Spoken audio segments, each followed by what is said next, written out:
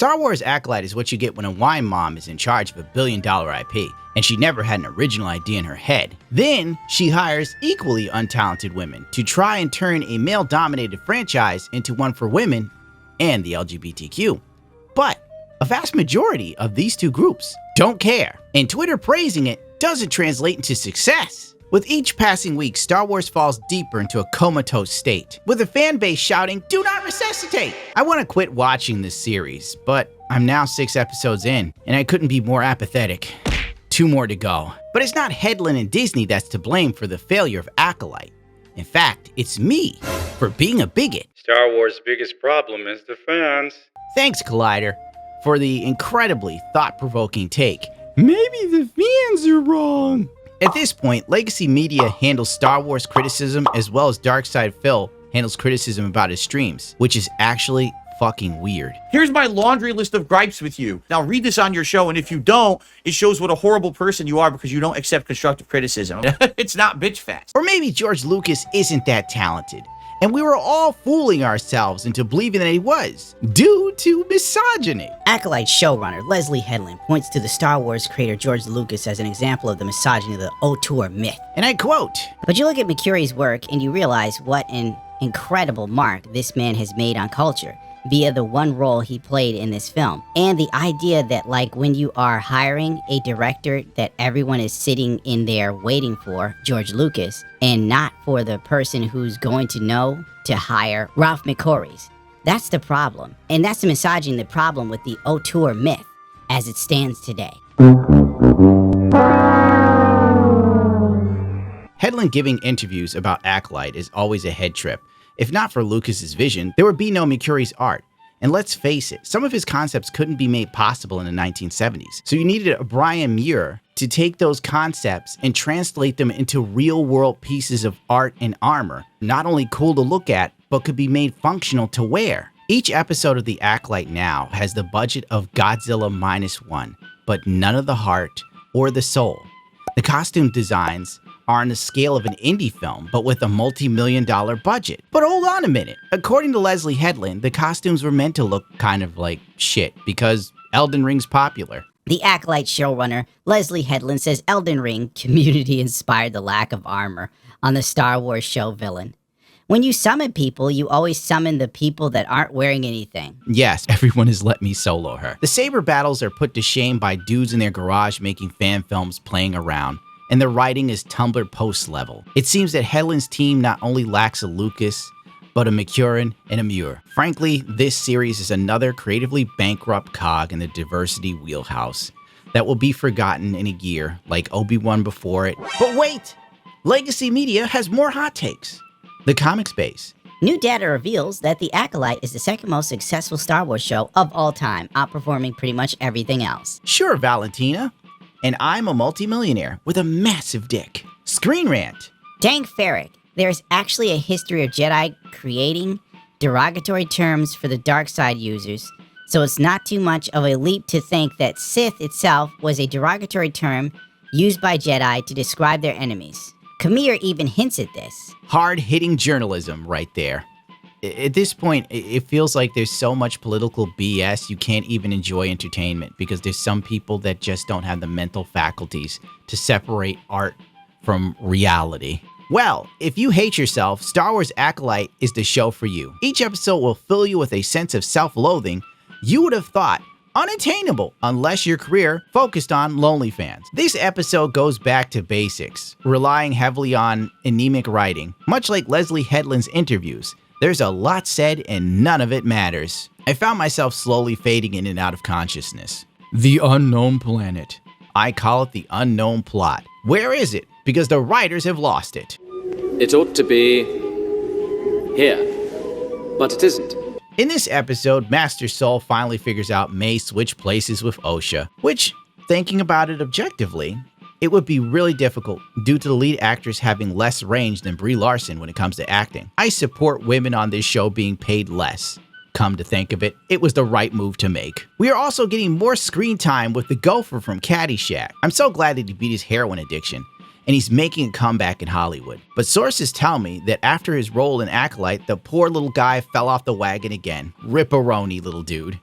Anyway, the golfer, he hunts down May on the ship and fights her with that tiny robot. In a scene that was humorous, only to the children and middle-aged Disney adults. I'm sure Eric Butts saw this and cried tears of joy. I just know when they finished filming this scene, everyone on set laughed like it was the most amazing thing they'd ever witnessed.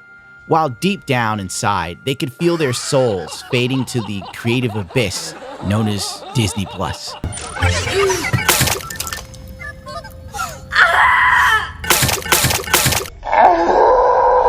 Did I mention the pointless bath scene featuring tight man-ass and firm buttocks? Ironically, this scene was actually made exponentially better if you put on Disney's audible description. Just do it. As he begins to untie a belted knot from around his waist, she straightens up for a better look. He begins to undress, revealing a prominent scar on his well-toned back. Dropping his billowy-legged hakama pants, he steps forward with the sunlight accentuating his taut muscles. He wades barefoot into the pool. Osha stalks out from her hiding place, tightening her grip on May's knife. It's funny. You get a little giggle from it, and then you'll realize you're watching Acolyte and feel dirty again. The rest of the interactions between these two are wooden, thanks to the lead actress's dynamic range. I was on a roller coaster ride of blank stare to blank stare to blank stare. Star Wars now feels like a CW show with a bigger budget and maybe slightly worse writing, I don't know. Meanwhile, thirsty Twitter users were absolutely gushing over how attractive they thought Darth Teeth was, because I don't remember this dude's name. I don't think anyone ever says it. The actress that plays Osha is as bad as the dude who played Han Solo in that reboot movie. Even when she tries to have an emotion, it's so stiff that it's embarrassing to watch. And this is coming from a guy that mistakenly showed the file name for his favorite Japanese film during a Twitch stream. The villain explains why he wears his mangled bucket on his head, but ultimately, who cares? It doesn't matter, it's not very interesting. The Jedi decide to find Soul and miss him literally by a second, which was a good thing. The Jedi's coming to rescue him would have crashed directly into him once they came out of hyperspace. It was weird how close they were, but I don't know, maybe I'm nitpicking. The Green Lady Jedi gets warp drive sick when she's flying, of course. You get nauseous when you travel through hyperspace? I don't get sick. I find it unsettling. She's so relatable, it's funny. She's like me for real, for real. After Soul knocks out May, she wakes up and he decides to tell her a story. Osha puts on the stupid bucket and starts breathing heavily and the music stops. It mirrored a scene featuring Darth Vader from past Star Wars installments. As the Bare Naked Ladies once said, it's all been done before. I'm falling asleep as I watch this episode again, and I can thoroughly say it's amazing how absolutely meaningless all this is. You get 4 episodes of fuck all. Then you get 1 episode where something actually happens, and now we go right back to nothing again. Headland is clearly trying to give layers to the Force, like Chris Avellone and BioWare did with Knights of the Republic, but she lacks the sophistication, complexity, and the subtle nuance and a clear understanding of the Force itself to do so. This feels like a person who was inspired heavily by someone else's work, but didn't understand what made the original piece they are trying to emulate good. If anything, Headland is one of those fans that liked the Lucasfilms video games back in the day, and didn't take her fandom of Star Wars any further from there. And to somebody who's not into Star Wars at all, like everyone she hired to work on this show, Headland seems like a major Star Wars fan. Maybe she did this on purpose so no one would question her stupidity. Headland herself admits in an interview to just now buying Mercury's Star Wars concept art book.